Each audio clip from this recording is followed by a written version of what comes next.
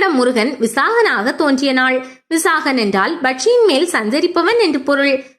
பட்சி, சாகன் சஞ்சரிப்பவன். மயில் பட்சியை வாகனமாக கொண்டவன்.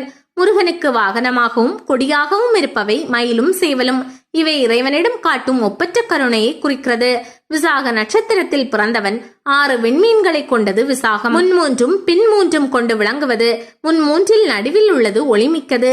முருகனின் முகங்கள் முன்மூன்றும் பின்மூன்றுமாக இருப்பது விசாகத்தின் வடிவே என்றும் சொல்வார்கள். சக்தியிடம் முருகன் விசாகனாக தோன்றிய நாள்தான் வைகாசி விசாகம் ஆகும். அதனால்தான் முருகப்பெருமானுக்கு வைகாசி விசாக திருநாள் ஓர் பெருவிழாவாக கொண்டாடப்படுகிறது. விசாக நட்சத்திரத்தின் பிரதான தேவதை முருகப்பெருமான் ஆவார். விசாக நட்சத்திரத்தின் அதிதேவதைகள் 2 ஆவார். ஒருவர் இந்திரன், மற்றொருவர் அக்னி. இவர்கள் சகல மங்களங்களையும் அளிப்பவர்களாக தமது 2 திருக்கரங்களில் வரதம் மற்றும் அபயமுத்திரை ஏந்தி அருள் புரிகிறார்கள். அக்னி சிவப்பு நிற மேனி கொண்டவர்.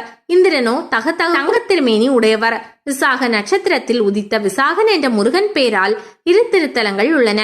ஒன்று வைசாக் மற்றும் விசுவை என்று அழைக்கப்படும் விசாகப்பட்டினம் ஆகும். இது ஆந்திர மாநிலத்தில் உள்ள துறைமுக நகரமாகும்.